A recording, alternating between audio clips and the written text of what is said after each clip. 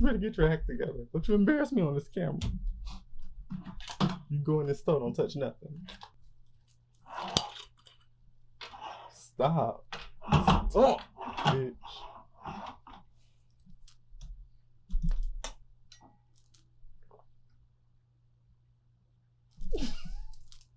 Annie, are you okay? Eddie, are you ready? What's going on? Hi, my name is Eddie. Oh, now he's Eddie. Okay, well, I'm Omari. And we are the two voices of the week. Stark Natives. Our culture, unfiltered. And as you discussing can see, the way of this world and the next. As you can see, this bitch is on some other shit. Whatever, huh?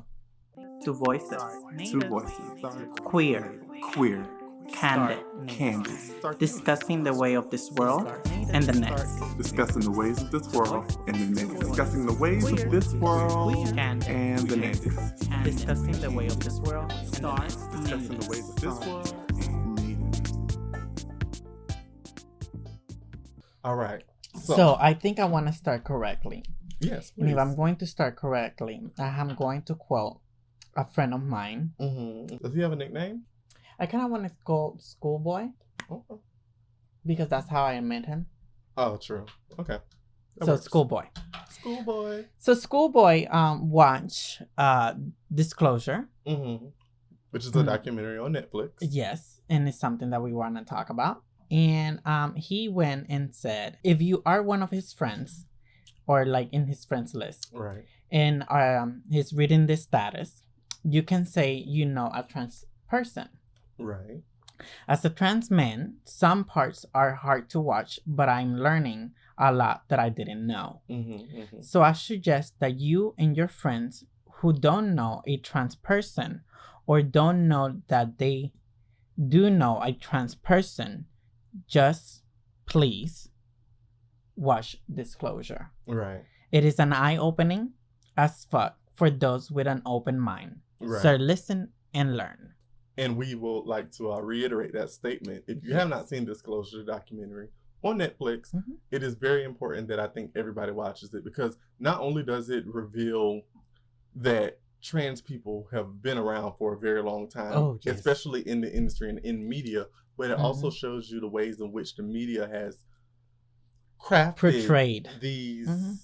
negative depictions of trans people while providing that representation, but also providing a representation that kind of implants this image in people's mind about what trans is, mm-hmm. without actually caring about who trans people are. Correct. So I want to, it's so funny, a disclosure. I guess I have a disclosure to provide to this. Yeah. In regards to, so I'm from Jacksonville. I've been here 29 years, mm-hmm. Duval County. And it's funny because I know trans people, but I know a lot of trans women. And I was telling Eddie about this yesterday, where it's like, I don't necessarily where I can put my finger on it, say I know a trans man. Mm-hmm. But I think because in Jacksonville is the South, you know. Correct. It's still the South. People see it as Northeast mm-hmm. Florida, but it's still the South. And there's still a lot of very, I guess, what people outside of this region would consider to be toxic. Mm-hmm.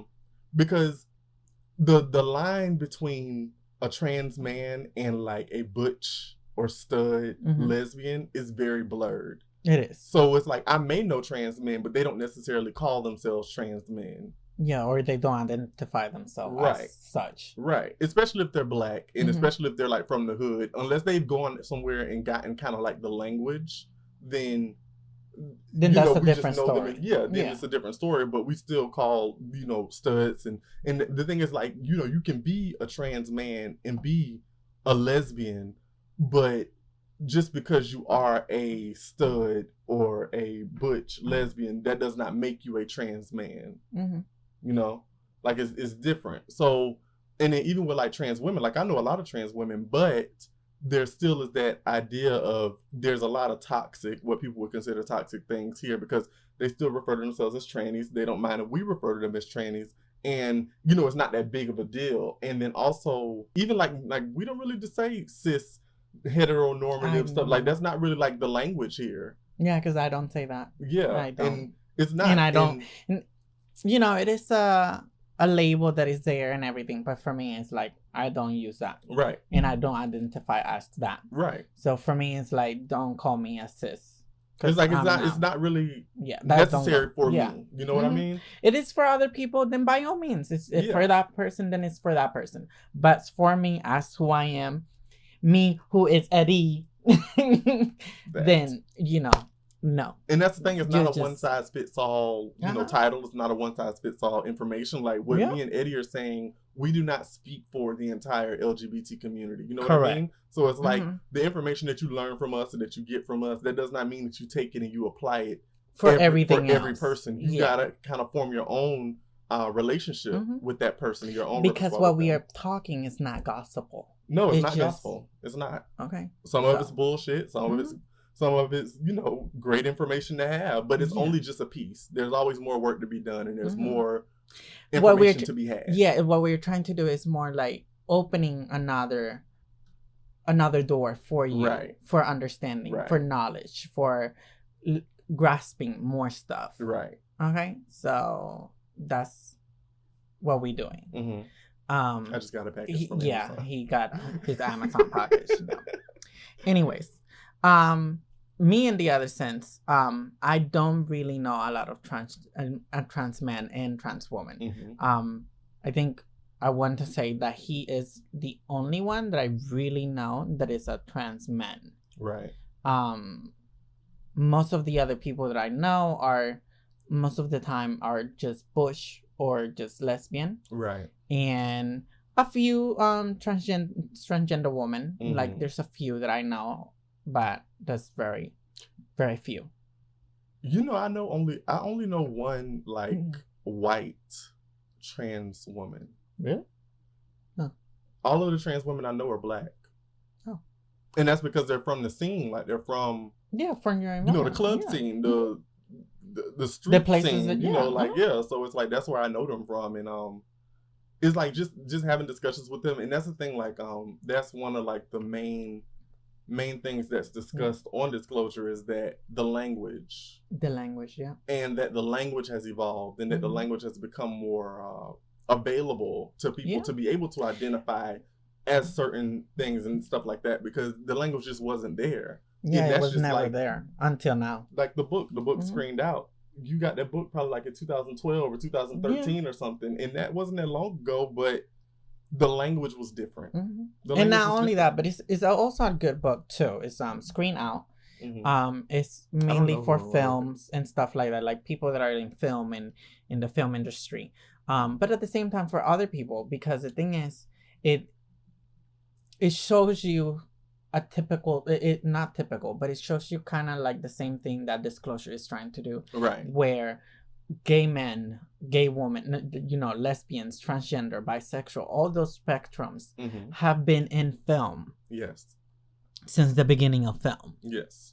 Has been in the art scene even since if the very came beginning. Under cross-dressing, even if it came in the package of cross-dressing, it was always still there.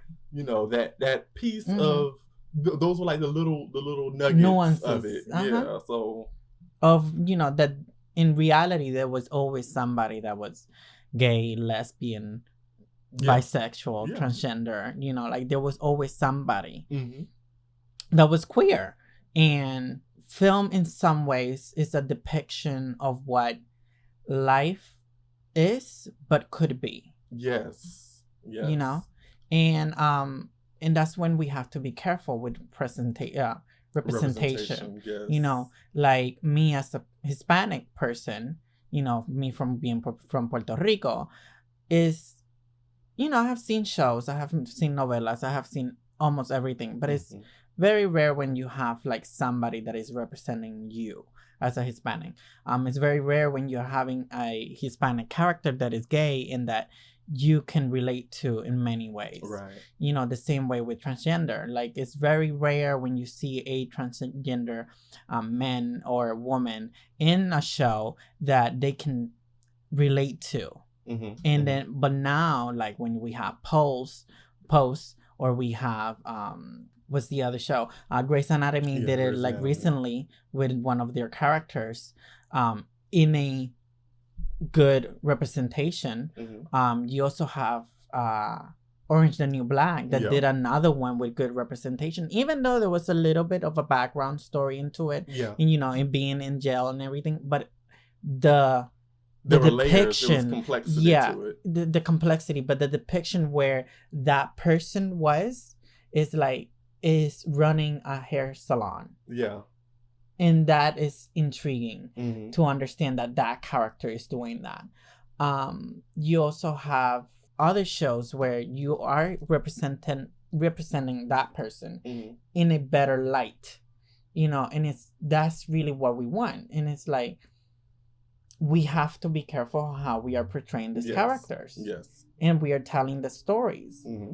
because it can harm the way other people are going to see it. Yeah. And film does that. Film is and will always be a major tool in society. It can persuade anybody to any type of view. And that's why it blows my mind when people are like, like even like after the Scream movies came out and when Dark Knight came out and Joker, and people say that, and even like video games and stuff, people say, oh, you didn't kill somebody because of a video game, or you didn't do this because of it. No, media is extremely strong. Like media is extremely influential. It is influential. And it is persuasive, depending on who you are and what you already know prior to consuming that media, And that's why I think it's always great. People love to make the slave films and the civil rights films. And I get why you would make films inspired by events and by history, but sometimes you have to be careful, because I would rather be a filmmaker that creates things that give people things to aspire to. Kind of like Hollywood. Hollywood and Netflix is a time period story. It is at the very beginning of it's Hollywood, alternative, but it's an alternative. But that's the thing. It's an alternate of reality of what could be. What if this situation would have happened? How we as society would have been. And the thing is, sometimes it is better to do certain stories like that, because it can help persuade a little bit of what we could have been as better. My only issue with Hollywood is that I get what you're saying, but I feel like they could have done that and said that this is how things could be if they would have taken it and put it in present day. Because I feel like by them trying to go back and rewrite history, and it kind of just paints this picture for me that it just says, oh, if people would have been a little braver, all would have been right with the world. True. And it's like, you can't rewrite history. No, that's the thing. Can. Like, so I think that sometimes we need to write more in the present. Like, I love Pose. I think Pose is awesome. But when it first came out, even before it came out, and I found out what it was about and that it was going to take place in the 80s and the 90s, I'm like, oh my God, here goes another show that is going to talk about us having HIV and AIDS. Sure. And I just knew it. Like, I knew it. And it ended up, it's that, but it does have other layers to it that are more enjoyable. But it frustrates me, because I feel like when we take so much time and effort and put it into time periods that are behind the one that we're currently in, we are allowing that liberty to continue to show us in the light that we used to be in instead of the light that we could be in. Yeah. And we know about the 80s. We know, yes, AIDS and HIV and how big that was and how awful that was for a lot of people. And it's like, damn, we're going to go back there instead of thinking ahead. Well, because the other problem with that too is that sometimes we have to go a little bit back there, because now it's becoming more stream. So now it's more people that get to see it. It's more people that weren't really knowing about those stories. People that were naive and are still naive. Yeah. So it's like, for those people, it's like, okay, now you see it. But for us, it's like, well, I already know it. So it's like, can we do something better? But that's when it becomes an issue for me, because sometimes I am really, like, even like with Love Victor. Yeah. And even with Love Simon and a lot of like gay and LGBTQ content. And I watch it and I'm almost like, this is not for me. Like, it's not for me. Like, this gay show is not for me. It's actually like being gay 101 for cis heteronormative people. Yeah. Or people who are a part of the LGBT community who just have not gotten to that point. The experience. Yeah, it's like here's this for you. And then it makes me think like, well, what is actually for the people who already know this and who need something else and who want something else, something that's more aspiring, like something to aspire to, instead of this being gay one-on-one. Because then those are the people that need to create something that is for them. Facts. That's why it's like I hate it, because I am very critical about things like that, especially about LGBT content, especially Black content. I am extremely critical, and sometimes I hate it because it's like, you know what you need to do, Omari. You need to be creating whatever it is that you want to see that you're not seeing in this. That's what you need to do. So it's like, that's why I do. Like I'm trying, but I care so much about writing stories that yes are real and that are inspired by events that have happened in my life and things that I've seen. But I also want to make sure that I'm getting it right, where it is something that can be taken further, that isn't just something that we brought up in some history class to talk about how things used to be.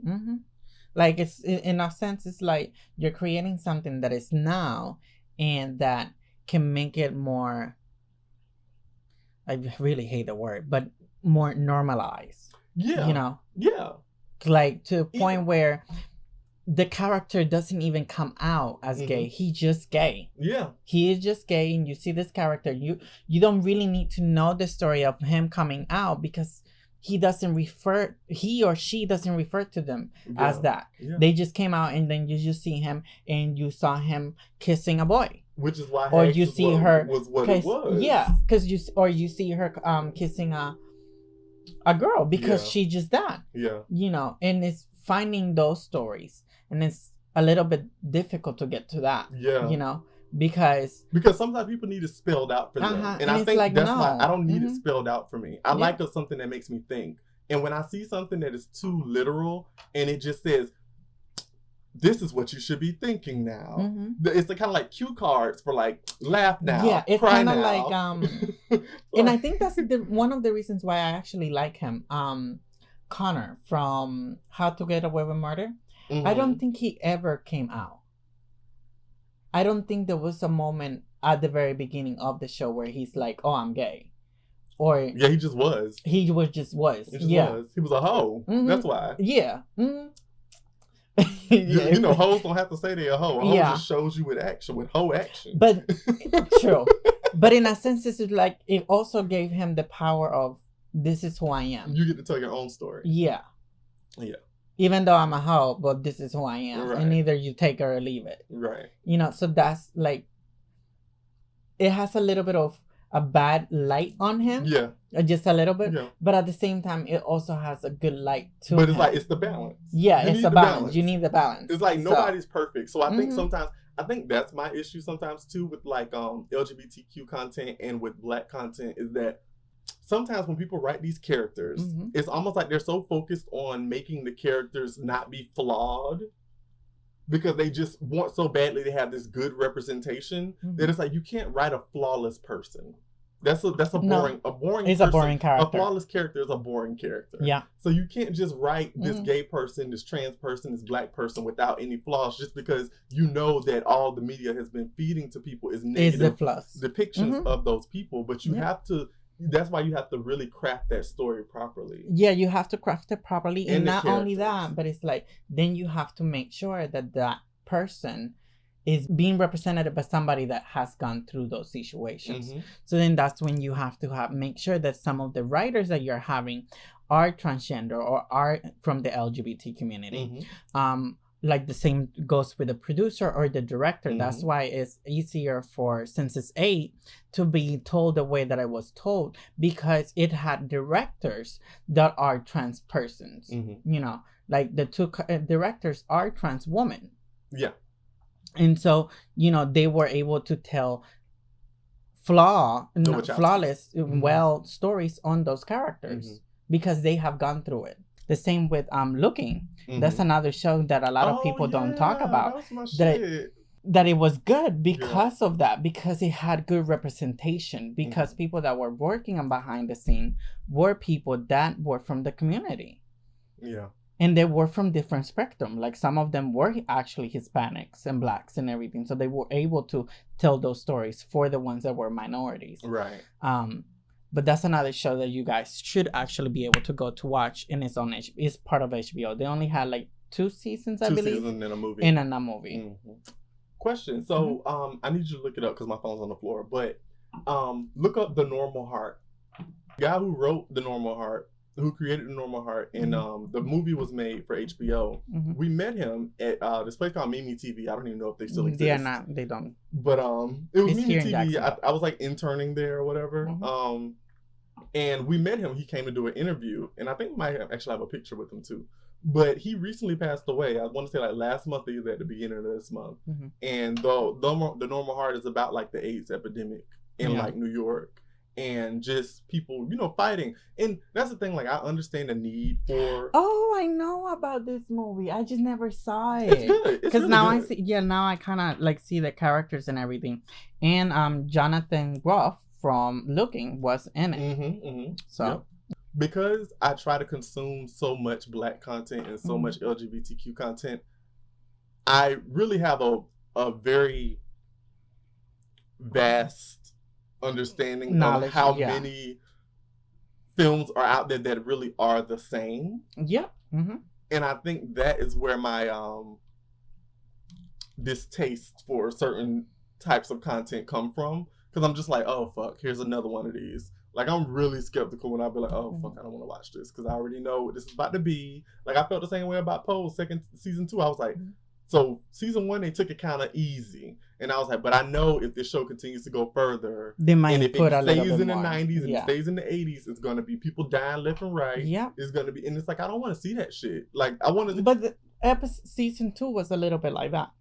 I know, that's what I'm saying. Like, before it even started, like, I have a tweet that I made after season 1 ended, and I was like, as much as I like Pose, I am afraid of what is to come if this show continues to go on and it stays in like the 80s or the 90s, because it's happened. Yeah. We already know what happens, And I think that's the thing too. That's where it's like, we already know the history, at least I do. So then it's like how can we move forward? Rewrite that. Yeah. Mm-hmm. You can't rewrite that. Yeah, you can. You can only take so many liberties before it becomes like a fever dream. Yeah, or an alternate. Yeah, just like Hollywood. Like I loved Hollywood up until those last like 2 or 3 episodes, because I was like, damn, y'all have went too fantastical with it. Yeah. Where it's like it doesn't feel enjoyable anymore for me in a way, because it's almost like, oh, now y'all just playing in the kitchen. Because it was cool, like it was like, okay, this is cool, you get to see that. Yeah, it was different and everything. Yeah. But then it's like, And the other thing is that Hollywood, the show, in a sense, actually portrays of what actually went through people back then. Yeah. That they will actually do things like that. Not only that, but that they still do it. Yeah. And another thing that I want to say, and it's a quote also from the movie that I kind of want to go in a little bit more further, is having a positive representation can only succeed in changing the conditions of life for trans people when it is part of a much broader movement for social change. Changing representation is not the goal, it is just the means to an end. Yes. And that's another thing that we need to make sure that, we having this type of movements like Black Lives Matter, Pride and things like that, yes, it's good that we're having many shows that are representing us and how we are and everything, but we shouldn't stop there. Yeah. We should be able to go into these movements that we are going, this process and everything, that we are participating into our communities and making a change. Right. That we are trying to educate other people to see how we are and everything. So in that way, by us doing that, the change can actually be a change. That society can be better than it was before. Yes. So, yes, this representation is a mean to an end. Like, that's great. Like, cool. Yes. It's cool. Let's get some good representation. But it's just like right now with, they're taking down the monuments and stuff, the Confederate monuments. It's like, we cannot allow these people to believe that taking down those monuments is enough. Yeah, that is just gonna be okay. That's all we want. That's what all this is. And that's why the other day I said we have to learn to know the difference between atonement and pacification. Right now we are being pacified. taking down the monuments and all that stuff, that is pacification. It's just like, well, let's do this for them so they'll shut the fuck up. Okay? Pretty much. Take that shit down. Shut your black ass So up. just give them this. Yeah, so in that like, way they can be okay. And that's cool. Even like with the transfer, like putting the representation, it's like, oh, okay, damn, they got their little representation shit. They got this one show. They'll be fine. Like, shut the fuck up. Shut your gay ass up. Shut your tranny ass up. And it's like, no, that's not enough. That is just a means to an end. Yeah. It's bigger than that, because even if you do all of that representation and you take all this stuff down, if people still think the way they think, none of that shit even matters. It's not going to do much. Yeah. None of that shit even matters. And it doesn't even matter. What I think we were recommending is go watch it. Yeah. Go see the disclosure. And hopefully it changes your mind. Like, it changes your mind about what you thought you knew. Yes. Because I think that happened to us. Because to me, it happened. In a way. Like, I had an idea, but, you know. What's crazy is that And not only that, but even some of the movies that they show, it's like, ew. Yeah, it's like you go back, you see, you're like, oh, wait, that's true. Wow, that did happen. That is true. Yeah. Like, they talked about Ace Ventura. I'm not going to tell it, but they talked about Ace Ventura, and I haven't seen Ace Ventura since I was a kid. So I didn't even remember that scene. Me neither. I didn't remember that scene. And when I saw that, it's like, damn. But it's like they brought up a lot of great points where it's like, that is true. They do that. And it's conditioning. And that's why it's like the media is so important. Movies and film are so important. So never let somebody just tell you that it's just a movie. That it's just a show. Because it's not. It's more than that. What are you doing? Most of the time we're doing anything. We're always watching a show, talking about a show, you know, watching a movie, spending hundreds of dollars. And the for thing is that we are, movie. And we are persuaded by a show, by a movie. Like, we are. And to say that we're not, that's bullshit. And I feel like it almost feels like it's really just a slap in the face sometimes when people say that these things do not affect the world. And I know people like to say that what is it? Art imitates life, but it's the other way as well. And truthfully, I think it's the other way even more. I think that life imitates art. Everything from fashion to lingo. Yeah. Every TV show, all of that stuff is influenced by the stuff that people see. When things go mainstream and people start talking about shade and this, that, and the other, it's because they saw it in some show. Yeah. Or they saw it, even though it came from the people in our lives, you know, like in our community, and it went to the women on Housewives, and they start shading and reading and all that stuff. And then it trickles on down back into the community where people think that Nene Leakes invented shade, but she didn't, because if you actually go to Paris Burning, you get to learn what is the difference between shade and reading. I know sometimes we like to be on the internet and we like to share certain things. Sometimes we share certain videos of people getting suffocated and killed and stuff like that, but you got to be careful of the type of content that you consume, the type of media you consume.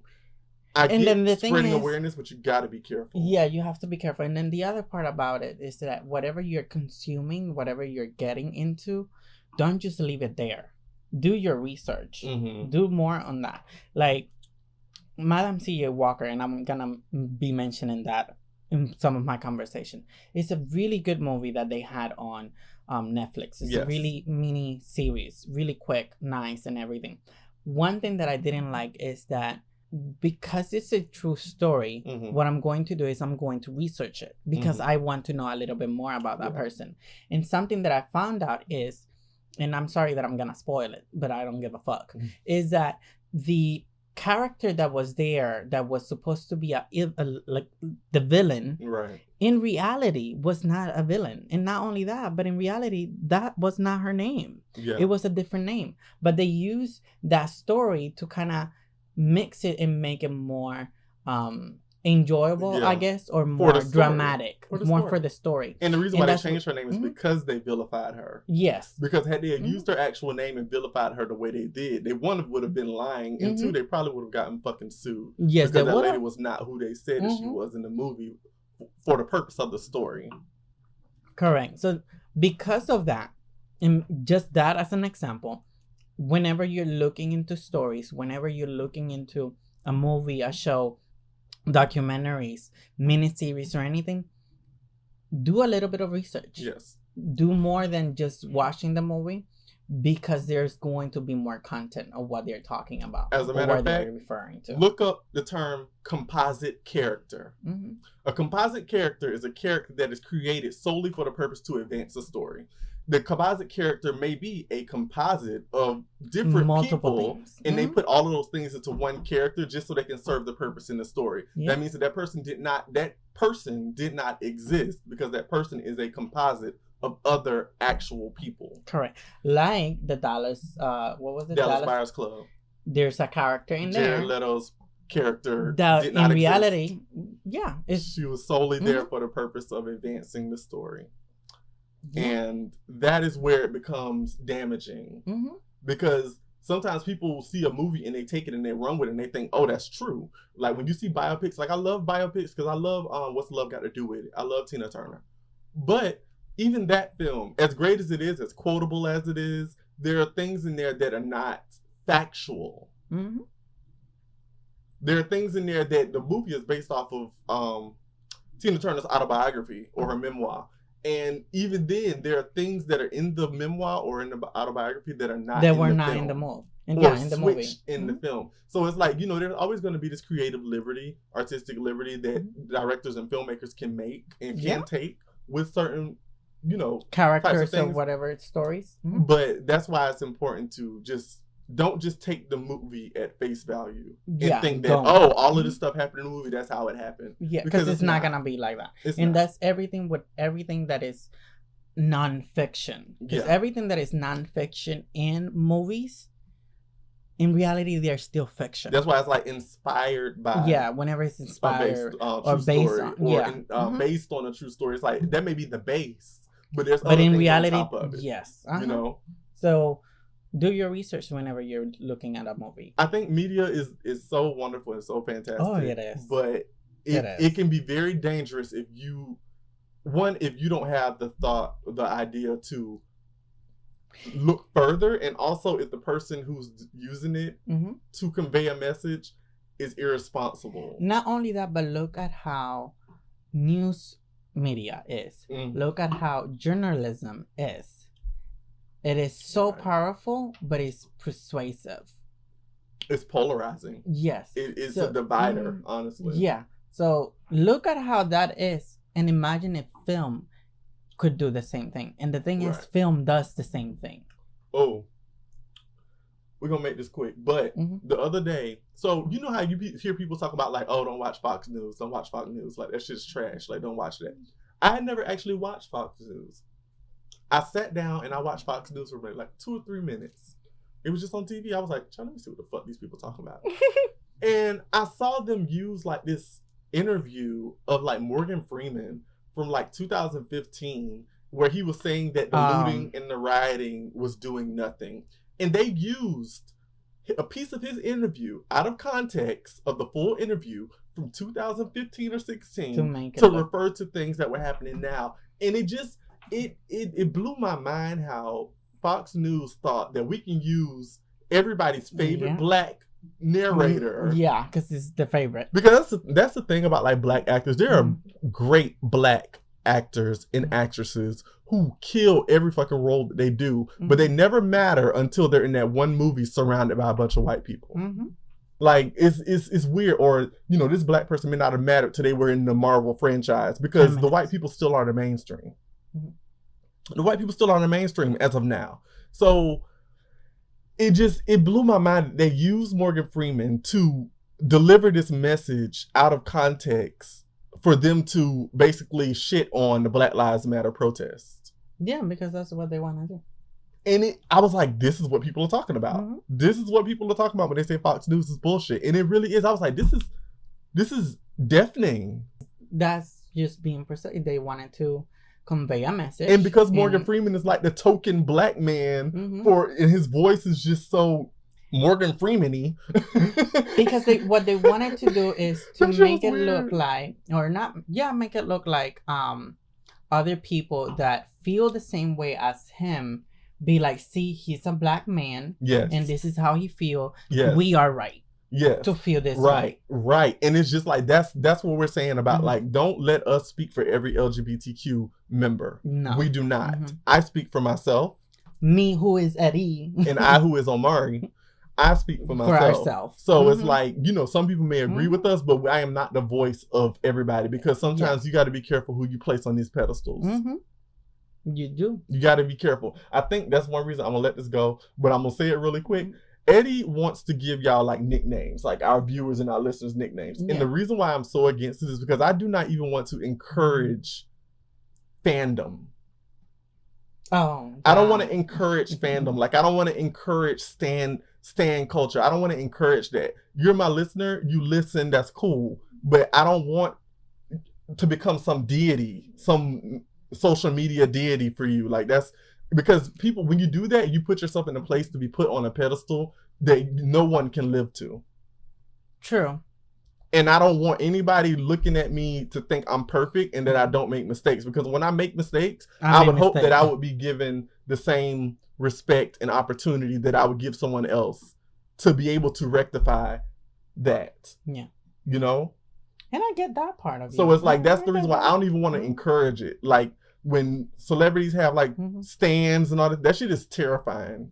That shit is terrifying because they don't know how to separate the person from what they do. And that's where I say, that's on you. See, that sounds nice that that's on you until they be like, bitch, no, it's on you too, because bitch, we got to cancel you and it's over for you. No more. Everything's done. And then, you know what? Then that's life. You know why? Oh, Lord. Because that's not everything for me. Oh, Lord. And then that's how you feel. And then that's Child, how you feel. Don't be like that lady. The lady said, you trying to ruin my life, bitch. That lady said, you trying to ruin my life. Yeah, that lady. That lady was terrified. But let's go.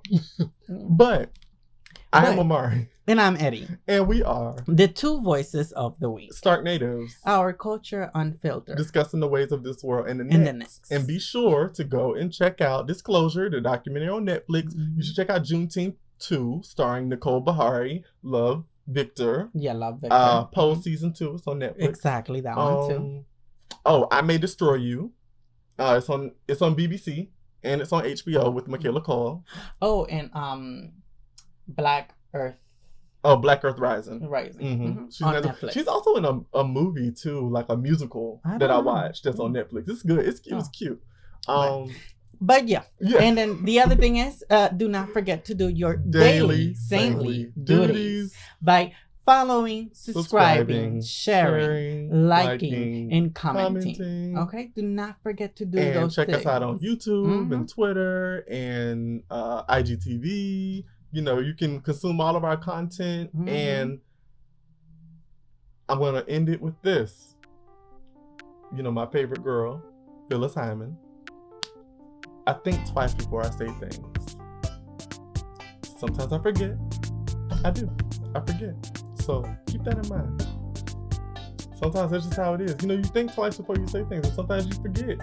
True. So you just say things, and you know, because I think a lot of times, like if people do listen to our episodes and they go back, we may contradict ourselves. And it's like, I'm a human. That happens. You know, sometimes you do. And then the other thing is that you need to understand that even though we contradict ourselves, some part of what we said, it's still something we believe, you know, but your mind changes, you know, people grow. That too. Things change. And I think sometimes we need to allow people the space to grow. That there was some type of growth. That and to understand that just because you were someone doesn't mean you're still that person. Correct. Because at the same time, once you read a book, your mind is different. Once you see a movie, your mind is different. Right. So remember that. Anyways, my name is Eddie. And I'm Omari. And we are the two voices of the week. Stark Natives, our culture unfiltered. Take the fuck care.